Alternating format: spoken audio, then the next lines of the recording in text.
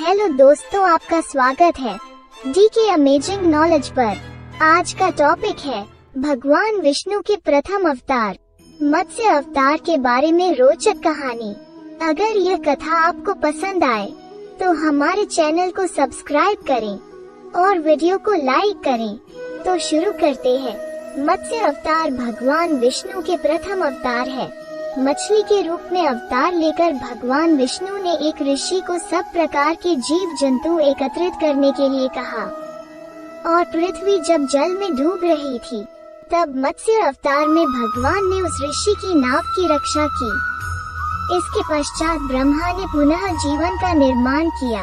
एक दूसरी मान्यता के अनुसार एक राक्षस ने जब वेदों को चुराकर सागर की अथाह गहराई में छुपा दिया, तब भगवान विष्णु ने मत्स्य रूप धारण करके वेदों को प्राप्त किया और उन्हें पुनः स्थापित किया। मत्स्य अवतार की कथा। एक बार ब्रह्मा जी की असावधानी के कारण एक बहुत बड़े दैत्य ने वेदों को चुरा लिया। उस दैत्य का नाम हयग्रीव था। वेदों को चुरा लिए जाने के कारण ज्ञान लुप्त हो गया। चारों ओर अज्ञानता का अंधकार फैल गया और पाप तथा अधर्म का बोलबाला हो गया। तब भगवान विष्णु ने धर्म की रक्षा के लिए मत्स्य रूप धारण करके हयग्रीव का वध किया और वेदों की रक्षा की। भगवान ने मत्स्य का रूप किस प्रकार धारण किया, इसकी विस्मयकारिणी कथा इस प्रकार है। कल्पांत के पूर्व एक पुण्यात्मा राजा तप कर रहा था। राजा का नाम सत्यव्रत था। सत्यव्रत पुण्यात्मा तो था ही, बड़े उदार हृदय का भी था। प्रभात का समय था, सूर्योदय हो चुका था। सत्यव्रत कृतमाला नदी में स्नान कर रहा था। उसने स्नान करने के पश्चात जब तर्पण के लिए अंजलि में जल लिया तो अंजलि में जल के साथ एक छो मछली भी आ गई।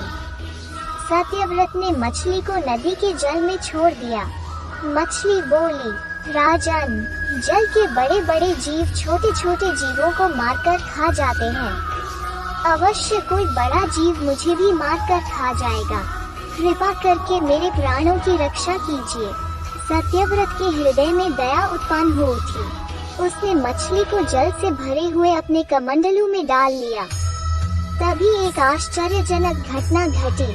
एक रात में मछली का शरीर इतना बढ़ गया कि कमंडलू उसके रहने के लिए छोटा पड़ने लगा।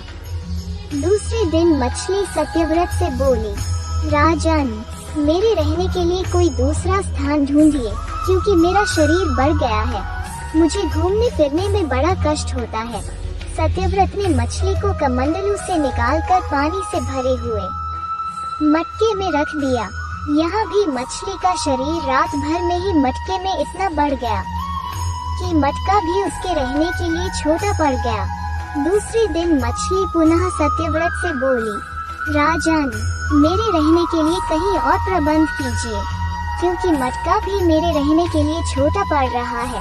तब सत्यव्रत ने मछली को निकालकर एक सरोवर में डाल किया, किंतु सरोवर भी मछली के लिए छोटा पड़ गया। इसके बाद सत्यव्रत ने मछली को नदी में और फिर उसके बाद समुद्र में डाल दिया। आश्चर्य!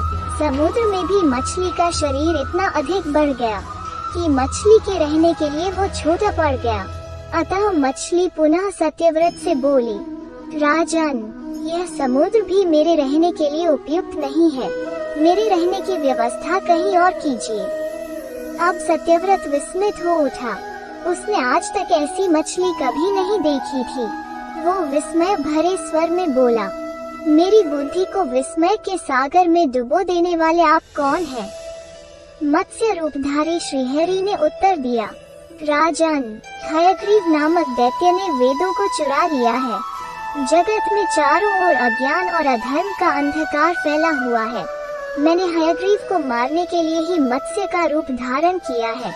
आज से 7वें दिन पृथ्वी प्रलय के चक्र में फिर जाएगी। समुद्र उमड़ उठेगा, भयानक वृष्टि होगी, सारी पृथ्वी पानी में डूब जाएगी। जल के अतिरिक्त कहीं कुछ भी दृष्टिगोचर नहीं होगा। आपके पास एक नाव पहुंचेगी। आप सभी अनाजों और औषधियों के बीजों को लेकर सप्त ऋषियों के साथ नाव पर बैठ जाइएगा। मैं उसी समय आपको पुनः दिखाई पड़ूंगा और आपको आत्म तत्व का ज्ञान प्रदान करूंगा। सत्यव्रत उसी दिन से हरि का स्मरण करते हुए प्रलय की प्रतीक्षा करने लगे। 7वें दिन प्रलय का दृश्य उपस्थित हो उठा। समुद्र भी उमड़कर अपनी सीमाओं से बाहर बहने लगा। भयानक वृष्टि होने लगी। थोड़ी ही देर में सारी पृथ्वी पर जल ही जल हो गया। संपूर्ण पृथ्वी जल में समा गई। उसी समय एक नाव दिखाई पड़ी। सत्यव्रत सप्तऋषियों के साथ उस नाव पर बैठ गए। उन्होंने नाव के ऊपर संपूर्ण अनाजों और औषधियों के बीज भी भर लिए। नाव प्रलय के सागर में तैरने लगी। प्रलय के उस सागर में उस नाव के अतिरिक्त कहीं भी कुछ भी नहीं दिखाई दे रहा था। सहसा मत्स्य रूपी भगवान प्रलय के सागर में दिखाई पड़े। सत्यव्रत और सप्तऋषि गण मत्स्य रूपी भगवान की प्रार्थना करने लगे। भगवान से आत्मज्ञान पाकर सत्यव्रत का जीवन धन्य हो उठा। वे जीते जी ही जीवन मुक्त हो गए।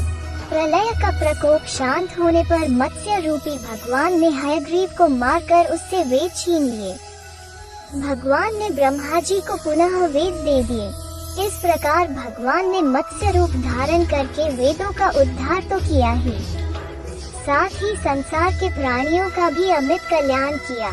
ऐसी और कथाओं के लिए हमारे चैनल पर बने रहें और वीडियो को पूरा देखने के लिए धन्यवाद।